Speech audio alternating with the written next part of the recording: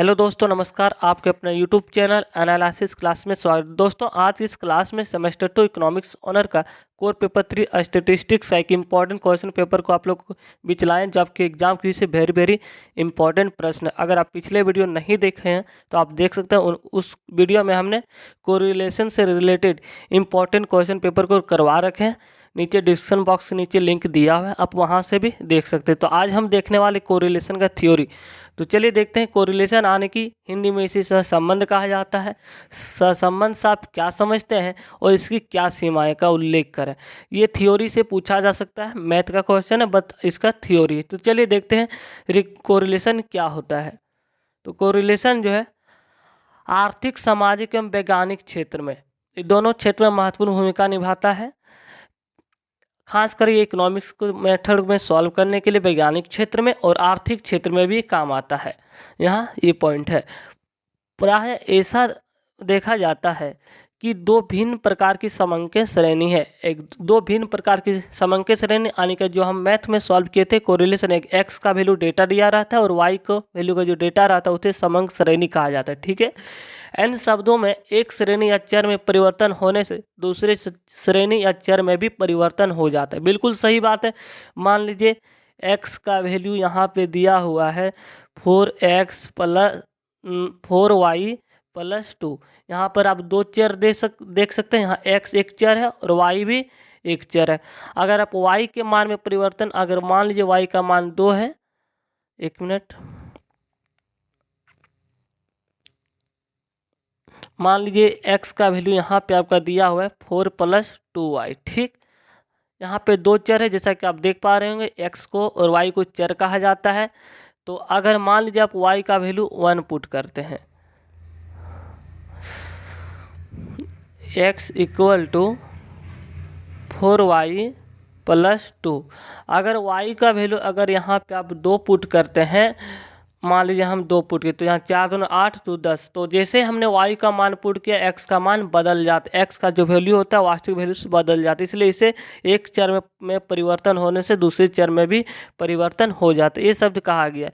इसलिए इसी से रिलेटेड कुछ एग्जाम्पल है।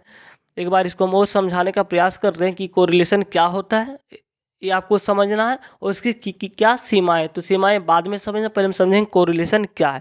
तो आर्थिक, सामाजिक एवं वैज्ञानिक क्षेत्र में प्राय ऐसा देखा जाता है कि दो भिन्न प्रकार की समंकय श्रेणी, तो दो भिन्न प्रकार की श्रेणी के जो x का वैल्यू होता है और y का वैल्यू होता है, इसे समंकय श्रेणी कहा गया है। और इन शब्दों में एक श्रेणी या चर में, बिल्कुल सही बात, एक चर या श्रेणी में परिवर्तन होने से दूसरे श्रेणी या चर में भी परिवर्तन हो जाता है, जैसा कि हमने समझाने का प्रयास किया। जैसे फॉर एग्जाम्पल अगर आप अपने आसपास देखेंगे कि मुद्रा की मात्रा में वृद्धि होने से क्या होता है, मूल्य स्तर बढ़ने लगता है, मुद्रा से मूल्य बढ़ने लगता है। यहाँ एक दूसरे से सब कंपैरिजन है, आप इसे ध्यान में रखिएगा। क्या होता है, वस्तु के मूल्य में वृद्धि होने से क्या होता है कि वस्तु की डिमांड घटने लगती है। अगर वस्तु के, मान लीजिए किसी वस्तु का मूल्य बढ़ जाता है तो क्या होता है, वस्तु की मांग घटने लगती है। तीसरा पॉइंट है कि किसी वस्तु की आपूर्ति बढ़ने से, मान लीजिए माल ज़्यादा आ गया तो क्या होगा, उसकी कीमत घट जाती है। बिल्कुल सही बात है।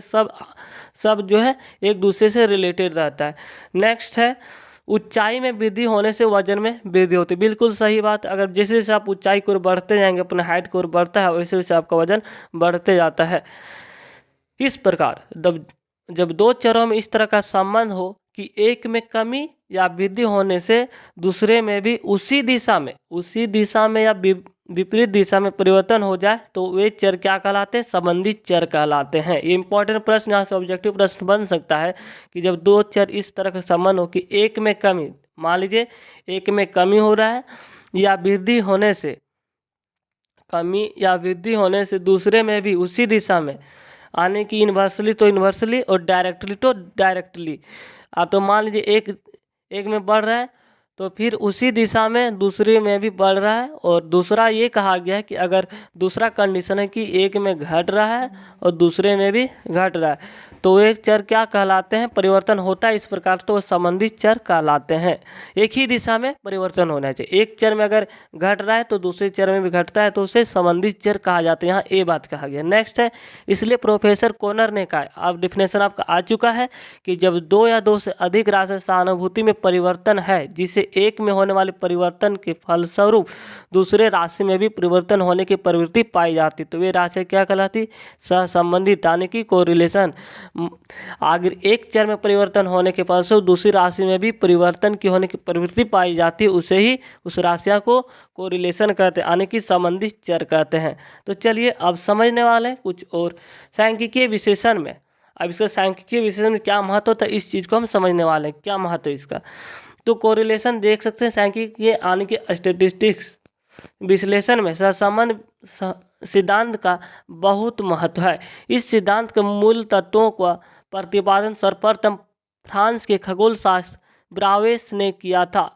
इस सिद्धांत को विकसित करने तथा आधुनिक स्वरूप प्रदान करने का श्रेय फ्रांसिस गाल्टन तथा कार्ल पियर्सन को जाता है। आपसे यहाँ एक ऑब्जेक्टिव प्रश्न बनता है कि कोरिलेशन का जन्मदाता किसे माना जाता है, तो इसे गाल्टन तथा कार्ल पियर्सन को जाता है इसका श्रेय।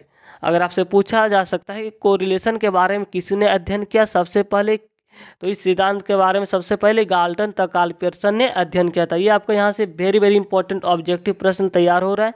नेक्स्ट है 1896 ईस्वी में प्रसिद्ध सांख्यिकीय शास्त्र कार्ल पियर्सन ने सहसंबंध यानी कि कोरिलेशन गुणक यानी कि कोफिशिएंट कोरिलेशन द्वारा सहसंबंध ज्ञात करने की गणितीय विधि प्रतिपादन कर लिया। तो यहाँ से भी एक इम्पॉर्टेंट प्रश्न है कि सहसंबंध आने की कोरिलेशन को सॉल्व करने का जो तरीका प्रतिपादित किसने किया, तो कार्ल पियर्सन ने किया था। जैसे कि हमने पिछले वीडियो में मैथ का क्वेश्चन कार्ल पियर्सन से रिलेटेड क्वेश्चन को सॉल्व किया था कोरिलेशन को, जो कि ये दो टाइप के होते हैं, डेविएशन और नॉन डेविएशन। चलिए इसके बारे में बाद में बात करते हैं, पहले हम थ्योरी यहाँ देख लेते हैं। जब दो समंग का परिवर्तन एक ही दिशा में होता है, यहाँ भी एक इंपॉर्टेंट प्रश्न मिलने वाला ऑब्जेक्टिव, सारा जो आपका ऑब्जेक्टिव रहने वाला इसी थ्योरी से पूछा जा सकता है, दो चार प्रश्न यहीं से आ सकता है। जब दो समंग का परिवर्तन एक ही दिशा में होता है, मान लीजिए x का वैल्यू बढ़ रहा है तो y का वैल्यू भी बढ़ रहा है, तो ऐसा संबंध प्रत्यक्ष या तो धनात्मक कहा जाता है, इसे क्या कहा जाता है, धनात्मक। जैसे यदि मुद्रा की पूर्ति बढ़ने से क्या होता है, वस्तु का मूल्य बढ़ जाता है। मान लीजिए जैसे मार्केट में मुद्रा बढ़ गया, लोगों के पास पैसा का कोई वैल्यू नहीं रह गया, तो उस टाइम क्या होता है, वस्तु का मूल्य बढ़ जाता है, बढ़ जाए या किसी वस्तु के मूल्य में कमी हो जाने से उनकी पूर्ति घट जाती है, तो उसे धनात्मक से संबंध करते हैं। आप यहाँ समझिए एक बार फिर से एग्जाम्पल है, यदि मुद्रा की पूर्ति बढ़ने से क्या होता है कि वस्तु का मूल्य बढ़ जाए, किसी वस्तु के मूल्य में कमी होने से क्या होता है, उनकी पूर्ति घट जाए, तो हम उसे धनात्मक से संबंध कहते हैं। आप डायग्राम इस तरह बना लीजिएगा ताकि आप 16 मार्क्स में से कम 14 मार्क्स आप आसानी से उठा सकते हैं थ्योरी में अगर आप लिखते। तो देख सकते हैं ये डायग्राम है, ये डायग्राम आपको बनाना है। अगर आप इकोनॉमिक्स ऑनर्स से हैं तो आप अधिक से अधिक कोशिश करें कि डायग्राम हर टॉपिक में बनाए ताकि आपको नंबर वहाँ आसानी से मिलता है। तो आप देख सकते हैं यहाँ पे नेगेटिव कोरिलेशन को दिखाया गया है और यहाँ पे पॉजिटिव कोरिलेशन को दिखाया गया, जैसा कि आप देख पा रहे हैं यहाँ +1 है और यहाँ -1 है। तो नेक्स्ट है, चलिए देखते हैं अगला पॉइंट क्या है।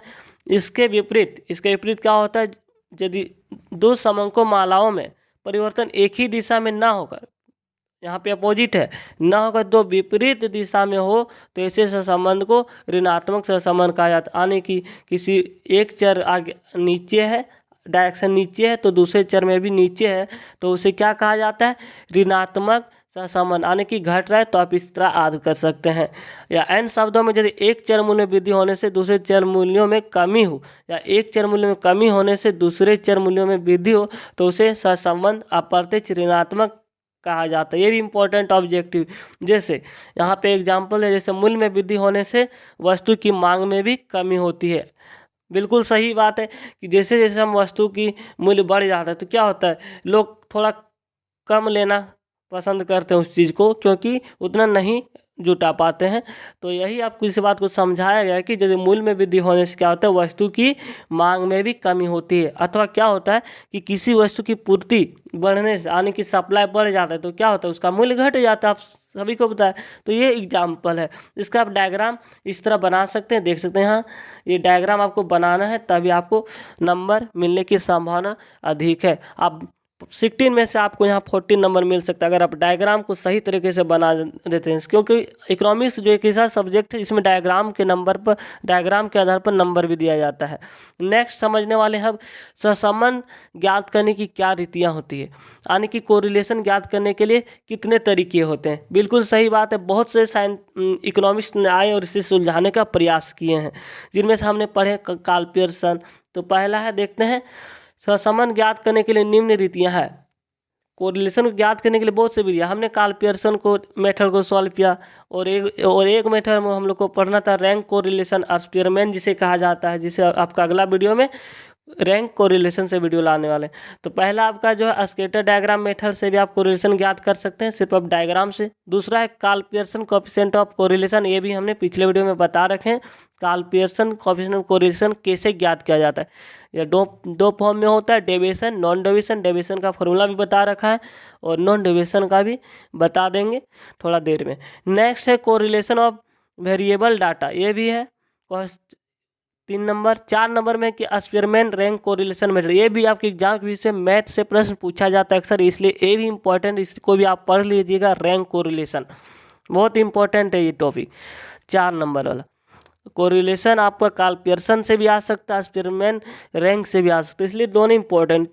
6 नंबर में कोस्ट स्क्वायर मेथड से भी, कैंडेला कंकरेंट डेविएशन मेथड, यहाँ टोटल 6 तरीके से आप कोरिलेशन को ज्ञात कर सकते हैं, जिनमें से आपको एग्जाम में जो है कार्ल पियर्सन कोरिलेशन से प्रश्न पूछा जाता है मैथ से, और एक्सपेरिमेंट कोरिलेशन से, दोनों जो है इम्पॉर्टेंट है।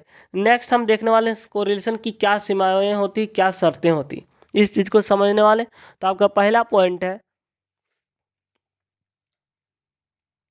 सहसंबंध, यानी कि सहसंबंध विश्लेषण। कोरिलेशन जो होता है विश्लेषण, 2 या 2 से अधिक चरों के मध्य सिर्फ सहसंबंध परिवर्तनशीलता की माप है, ठीक है। यह क्या होता है कि 2 या 2 से अधिक चरों के मध्य किसी भी तरह के फंक्शन संबंध की तुलना नहीं करता। इन शब्दों में सहसंबंध विश्लेषण यह बताने में असमर्थ है कि कौन सा चर जो है आश्रित चर है, बिल्कुल सही बात, ये नहीं बता पा रहे हैं, या कौन सा चर जो आश्रित एवं कौन सा चर है जो कि स्वतंत्र है, ये यहाँ पे कमियां बताएगी, अर्थात कौन चर किसको प्रभावित कर रहा है, इसका स्पष्टीकरण सहसंबंध विश्लेषण नहीं करता। यहाँ से इम्पोर्टेंट है, आपसे पूछा जा सकता है कि कौन सा ऑप्शन में रह सकता है सहसंबंध विश्लेषण नहीं करता है। नेक्स्ट प्रश्न है, नेक्स्ट आपका दूसरा पॉइंट, इसकी सीमाएं, सहसंबंध विश्लेषण और आर्थिक संबंधों का अंकात्मक मान प्राप्त नहीं किया जा सकता है। अर्थशास्त्री के लिए ये पैरामीटर्स ही विशेष महत्व के होते हैं। तीसरा पॉइंट है कि चूंकि कोरिलेशन विश्लेषण द्वारा पैरामीटर को एस्टिमेट करना संभव नहीं होता, अतः अर्थशास्त्री भविष्यवाणी करने में सहसंबंध विश्लेषण लगभग महत्वहीन होता है। तो ये 3 पॉइंट है जो इसकी सीमाएं हैं, तो आप इसको भी थोड़ा ध्यान से सुन लीजिएगा, पढ़ लीजिएगा।